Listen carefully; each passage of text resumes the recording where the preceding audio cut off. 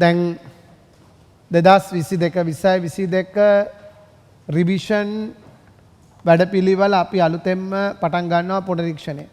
දැන් මේ දක්වා ඔබට කළේ පුනරීක්ෂණ පන්තියේ අපි මූලික සරල වැඩ ටිකක් කළේ මයින්ඩ් මැප් හදලා. හරි. ඒ කලේ අර තියරි ළමයි සඳහා දැන් එක්සෑම් එක 22 ඉවර නිසා මේ ළමයින්ට අංග සම්පූර්ණ කම්ප්ලීට් ඒ කියන්නේ ෆුල් රිවිෂන් එක ආරම්භ කරන්නේ අපි මාර්තු මාසයේ ඉඳලා. හරිද? ෆුල් රිවිෂන් එක. ඒ අංග සම්පූර්ණ රිවිෂන් එකේ හොඳට අහගන්න අපි ඒක හරහා පළවෙනි එක තමයි රිවිෂන් එකේ වැඩපිළිවෙලේ අපි RAM සහ RAP කියලා වැඩපිළිවෙල දෙකක් යනවා. මේ RAP එක හරහා පසුගිය විභාග ගැටලු MCQ ළමයට හෝම්වර්ක් විදිහට දෙන්නේ. ඒක ඩිස්කෂන් එක වෙනම දෙනවා. හරිද? RAM කියන එක ඒට සමාන්තරව නිර්මාණය වෙච්ච ගණන් අලුත් ගණන් මේකේ කතා කරනවා RAM එක. සාමාන්‍ය දවසකට MCQ 15ක් පන්තියට එනකොටම RAM එක දෙනවා. MCQ 15ක් තියෙනවා. සාමාන්‍ය පන්ති පුරුදු වුණාම පාස් පේපර්ස් මේ 15 කරලා ඒකට විවරණ ලියලා ප්‍රොසෙසර්ගේ පොත් වලින් බලලා ඒක කරලා ඇවිල්ලා මේ ගණන් දැන් අපි සාමාන්‍ය තියරි ක්ලාස් එක කරන්නේ පාස් පේපර්ස් හරහායන එක. එතකොට ඒ විදිහට දීලා සමාන්තර ගැටලු කරන වැඩපිළිවෙලක් යනවා. එතකොට ඇඟට නොදෙනී MCQ 1500ක් කිරීමේ වැඩපිළිවෙලක් මේකේ තියෙනවා.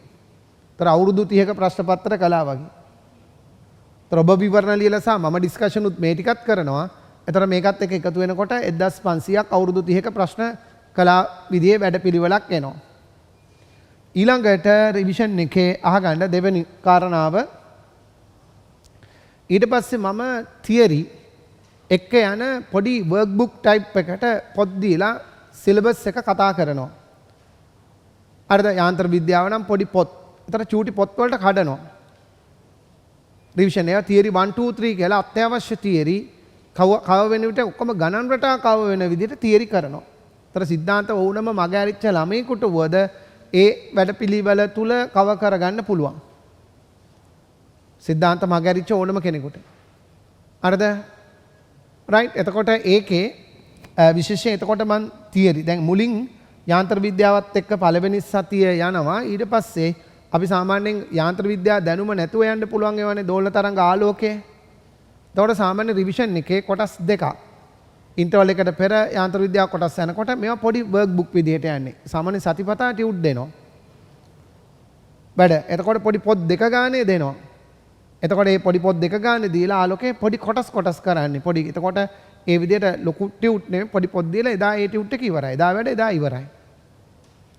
ඒ විදිහේ වැඩ පිළිවෙලක් යන්නේ. එතකොට යාන්ත්‍ර විද්‍යාව නම් ඒ විදිහට මම කොටස් කඩලා පොඩි මම දැන් අර දැන් තියරි ක්ලාස් එකක වගේ ඒ කාලේ නමුත් අවශ්‍යම තියෙන විභාගයට ફોකස් වෙන ඒ තියරි පොයින්ට් ටික අරගෙන ගණන් හදලා හොඳට තියරි කතා කරගෙන යනවා. එතකොට මේ විදිහට දැන් මුලින් පළවෙනි දවසේ තුල යාන්ත්‍ර විද්‍යාවෙන් අපි ආරම්භ කරනවා. දැන් මිනුම් ඒකක පාඩම මේ මිනුම් ඒකක කියන එක අර මාන කොටස් රිවිෂන් එකේ වෙනම සාකච්ඡා කරන්න යන්නේ නැහැ පුනරීක්ෂණවල. හරිද? යාන්ත්‍ර විද්‍යාවෙන් ස්ටාර්ට් කරන්නේ. නමුත් අපි ප්‍රැක්ටිකල් වැඩ පිළිවෙල හරහා එතකොට දෙවන දවසේ ඉඳලා මම ආලෝකය වගේ පාඩනුත් ස්ටාර්ට් කරනවා. ඒ දෙකම යන විදිහට. හරිද? අතට රිවිෂන් වලට එක පොතක් ගෙනාම ඇති CR පොතක් RAM එකට වෙනම පොතක් අයියලක් කළා දැනුවත් කරන්න රිවිෂන් ඔයගොල්ලෝ. හරිද? එතකොට කරන කට්ටිය first shy, second shy, third shy දැන් යාළුවෝ ඉන්න පුළුවන් ෆස්ට් ෂයි කරන අයගේ විෂය ඇනිලා මග ඇරිලා නොකර ඉඳලා ෆිසිකලි එන්න. ෆිසිකලි ආපුවාම පන්තිය තුළ වැඩ කරනෝනේ මේකේ යොමු කරනවා බල කරනවා. එතකොට වැඩ ටික කරනවා. එතකොට ඒ විදිහට අපි ඒ කියන්නේ තියරි කවර් වෙන විදිහට සිද්ධාන්ත ඔක්කොම මුල සිට මුළු සිලබස් එකම කවර් වෙන විදිහට අපි පුනරීක්ෂණ අභ්‍යාස හරහා යනවා. ඉතින් සාමාන්‍යයෙන් කරන ඒවට අදාළව මම නිකන් රචනා ගැටලු පුහුණුව කියලා ඒ දවසකට එක ගැටලුව ගානේ. රචනා අලුත් ගානක් දීලා ඒ කරපු තියරි වලින් ටයිම් තියලා ලියවලා ලකුණු 30 දෙන එකක් යනවා රචනා ගානක් හැම දිනේකම රචනා ගැටලු පුහුණුව විදිහට. essay questions පුහුණුවක් විදිහට යනවා රචනා ගැටලු පුහුණුවක්. හරිද? එතකොට ඒක අලුත් ගානක් දීලා මේ කරපු තියරි වලින් තමයි දෙන්නේ. ඒ ටික ඕකේද බලන්න. එදා ඉගෙන ගත්ත ඒ තියරි වලින් රචනා ගානක් දෙනවා නිර්මාණාත්මක එලෝ ටයිප් එකට. මුලින් ඒ කියන්නේ එක ඒ කරන ටික කව වෙන කතන්දරයක් එක මිශ්‍ර කරලා. ඒක වෙනම ටියුට් එකක්. රචනා සීරීස් එක විදිහට තනි කොලයක් දෙනවා. A3 කොලයක් ගාන දාලා ඒකෙත් පොඩි පොඩි තියරි කැලිත් ගොනු කරලා කතන්දරේ විස්තර වෙනවා. ත්‍රික ගානක් හැමදාම ලියන එක ලකුණු 30න් දෙනවා. වැඩිපුර ෆෝකස් කරන්නේ තියරිත් එක්ක ප්‍රශ්න ලියවීම තමයි කරන්නේ. මොකද මේ දැන් ලැබුණු මාස ගාන තුල ඉවර කරන්න දෙපේ. ඊළඟට අපි හතරවෙනි එක විදිහට යනවා PVG. අර ද ප්‍රැක්ටිකල් විෂුවල් ගයිඩ්. සාමාන්‍ය එක දිනයකට එක ප්‍රැක්ටිකල් එක ගානේ කතා කරනවා. අරද එක දිනයකට එක ප්‍රැක්ටිකල් සමහරට එක දිනයකට ප්‍රැක්ටිකල් දෙක තුන කතා කරන්නත් වෙනවා දෝලන තරංග තාපය වගේ යනකොට. මුලින් එකයි. එතන වර්නිය කැලිපරේ ඉඳලා පටන් අරන් කරනවා. වර්නිය ප්‍රැක්ටිකල් පොඩි PVG පොත් දීලා එතකොට අපි තියරි ක්ලාස් එකක වර්නිය කැලිපරේ දවසක් එකමාරක් උගන්වනවානේ. එහෙම ගන්න යන්නේ මේකට පැයයි කාලේ. ඒ කාලය තුල හොඳට ප්‍රැක්ටිකල් එක දැන් ළමයි දන්නවා. නමුත් වීඩියෝස් පෙන්නලා පැයක් තුල සාරාංශගත කරලා ඊට පස්සේ ඒකට අදාළව ව්‍යුහගතයක් ලියවනවා ටයිම් තියලා අලුත් එකක්. ලියවලා ඒකට ලකුණු 20න් කීයද කියලා දෙනවා. මේ රචනා ගැටලුව තුල දීලා ඒක ලකුණු 30න් දෙනවා. එතන MCQ පුහුණුව තුල දවසකට පේපර් එකට තමයි පුහුණු කරන්නේ. MCQ පුහුණුව මිශ්‍ර අභ්‍යාස සාමාන්‍ය මේ RAM එක දාන්නේ මුල් කාලේ තියරි ළමයි කරපු සීමාව දක්වා පමණයි. මේකේ පුහුණු කරන්නේ. තියරි ළමයි කරලා තියෙන MCQ සීමාවට. මොකද රිවිෂන් ළමෙක් සිලබස් එක ඉවර කරපු කෙනක ඔය ඔක්කොම ඔළුවේ නැහැනේ. ඇත්තද අපි දන්නවනේ. ඒතර ඔක්කොම ටික පුහුණු කරවන්න ඕන මේ ටික. අර මේ ටික සියල්ල පුහුණු කරවන්න ඕනේ. එතන මේ හරහා ඔක්කොම කරනකොට ප්‍රැක්ටිකල් ටික රචනා ගැටලු සිද්ධාන්ත MCQs ඊළඟට තව එකක් යනවා අපි FFR කියලා අපේ වැඩපිළිවෙලක් යනවා Foundation for RAM කියලා. ඒක රිවිෂන් එක ඇතුළට එන ළමයට ඒක අපි ඔන්ලයින් හරහා කරනවා. තව පොඩි පොඩි තියරි පොත් ඒක පොත් ගහලා තියෙන්නේ. ඒ පොත් දීලා පොත් කරවන ඒකෙත් MCQ ඒක ඇතුලේ තියෙනවා. ඒතර ඒ හරහත් MCQ අර එතකොට අගයි මුලයි සිලබස් එකේ චූටිත් තැන් කව වෙනවා පොඩි පොයින්ට් බුක් එක හදන්නත් මාර වැදගත්. MCQs වලට මේ කියන්නේ Foundation for RAM. RAM එකට නිකන් අත්විවරමක් විදියට කරන එක. තියරි පොඩි පොඩි කෑලි අරගෙන කරන. ඒතර ඕගලන්ට පොයින්ට් බුක් එක හදන්නත් ඒක වැදගත්. ඒතර මම රිවිෂන් ළමයින්ටත් ඒ එන දැන් අයියලා කළෝ කරලා නැහැනේ මුලින් ඉඳලා ගන්න එපා ගොඩට. මගේ ඇරිච්ච අය පා වෙච්ච අය ඔක්කොම ටික. ඒ සඳහා ඒ පොයින්ට් බුක් හැදීමත් මම මේකේ අරිද ප්‍රබලව කරනවා. පොයින්ට් බුක් එක හදන එක. ඒකම හරිද දැන් ඊට පස්සේ සාමාන්‍ය අපේ පේපර් ක්ලාස් එක විදියට රිවිෂන් දවස දැන් නුගේගොඩ සැසිප් එකේ නම් සැසිප් නුගේගොඩ පන්තියේ සැසිප් නුගේගොඩ එකේ රිවිෂන් එක යන්නේ බ්‍රහස්පතින්දා අරේ රිවිෂන් එක 6:30 2 10 මාට ඉන්ටර්වල් එකක් දෙනවා විනාඩි 20ක විතර.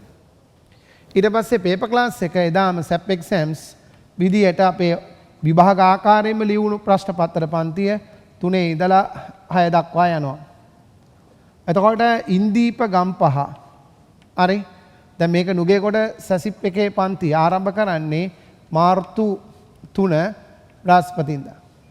එතකොට ඉන්දීප ගම්පහ පන්තියේ සිකුරාදා රිවිෂන් එක සිකුරාදා ඒත් 6:32 6:32 ඊළඟට පේපර් ක්ලාස් එක SAP exams ඒකේ අර්ධ SAP පේපර් ක්ලාස් එක විදිහට එතන 3 ඉඳලා 6 වෙනකන් පේපර් ක්ලාස් එක විභාගම ආකාරයේ ප්‍රශ්න පත්‍ර ලිවීම.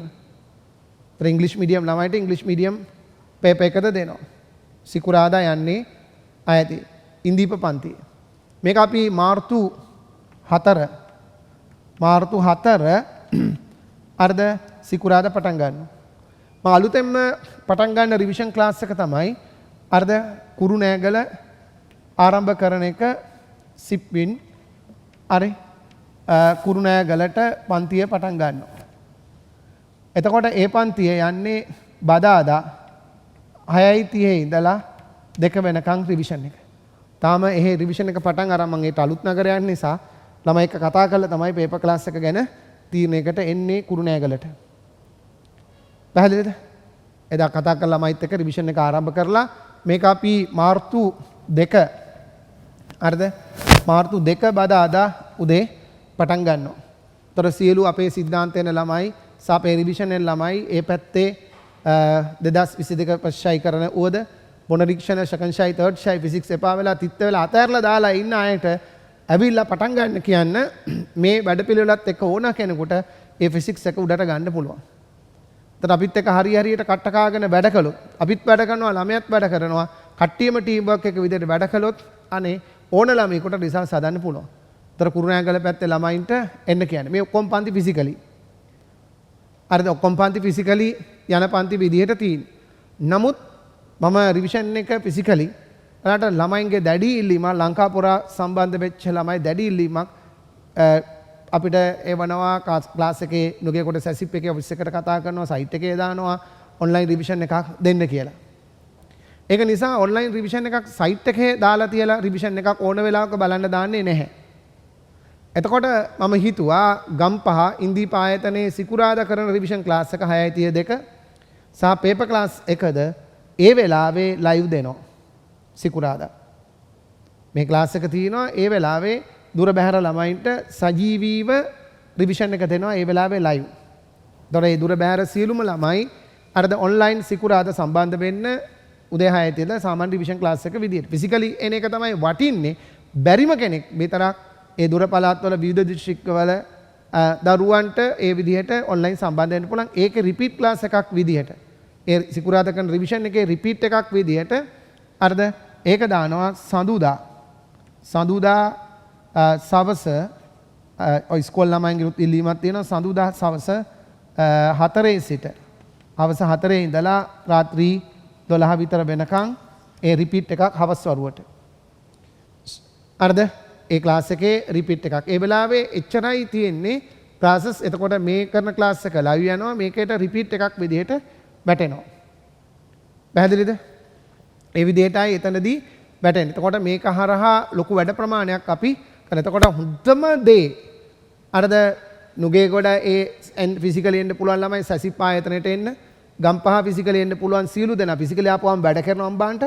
අරද මට ප්‍රශ්නයක් තියෙනවා අර ෆිසිකලි ටියුට් එක දී ගන්න පුළුවන් වෙන්නේ ෆිසිකලි ආවොත් විතරයි. ඒ මොකද හේතුව ඒ රිවිෂන් ටියුට් ඒ සතියේ අලුතෙන් ලියන්නේ. එතකොට ඒක print කරලා කූරිය කරගන්න අමාරුයි. ඒක නිසා ඔන්ලයින් සම්බන්ධ වෙන අයට PDF එකෙන් කරන්න පුළුවන්. PDF එක දානවා PDF එක අරගෙන print out අරගෙන කැමති අයට කරන්න. ටියුට් ලියන ඒවාට print out අරගෙන එහෙම කරන්න. එතකොට ඒ අයට එක කරගන්න වෙනවා. ෆිසිකලි ආවහම ටියුට් එක ඔක්කොම දීලා පන්ති ඇතුලේ කරවනවා.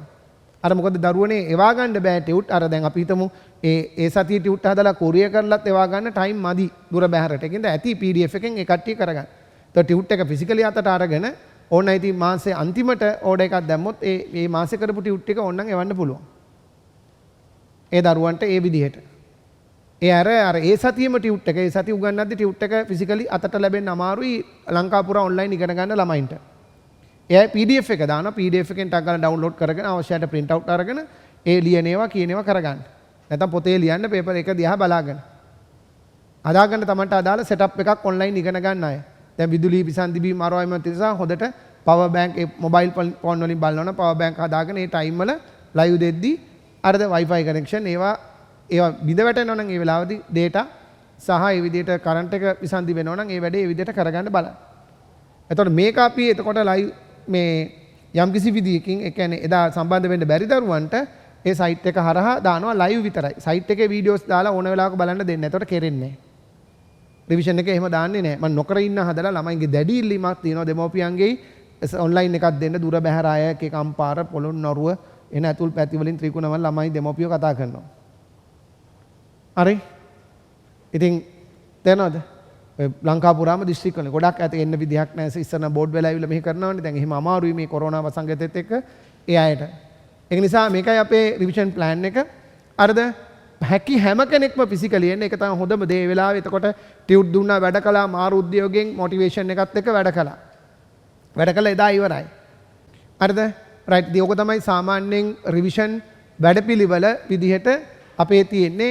මේ වැඩපිළිවෙලේ හරියට ලකුවට බර දීලා කරගෙන ගියොත් අනිවාර්යෙන් ඕනම ළමයෙකුට අර්ධ ඒ රිවිෂන් ක්ලාස් එකේ අර්ධ උපරිම ඵලදායීතාවය අරගෙන ඕන මට්ටම හිටියොත් එයාට උඩට එන්න පුළුවන්. මාස 3ක් විතර බර දීලා ඇද්දාම බිඳුවේ හිටිය එක වද උඩට එනවා. ඊට පස්සේ 40ට 50ට ගෙනාම ඒකට ඇදගෙන ගිය හැකි. හිතන එක thinking pattern එක යාගේ ඔළුව ස්පීඩ් කළාම විෂයට අදාළව ඇදගෙන ගිය හැකි. මාස 3ක් විතර යනකොට දිගට මාත් එක්ක හරියට වැඩ කළොත් අනිවාර්යෙන් ෆිසික්ස් එක හරියනවා. දැන් ඔක්කොම කරනවනේ තියරි එක කියලා දීලා හොඳට 100න් කොහොමත් පන්තිය තුල આવුත් කරන්න වෙනවනේ. එහෙනම් මං කියන්නේ උපරිමයෙන් පිසිකලි එන්න බැරිම වුණොත් විතරක් ඔන්ලයින් සම්බන්ධ වෙන්න. ඒකයි අපේ රිවිෂන් වැඩපිළිවෙල. එහෙනම් හොඳයි.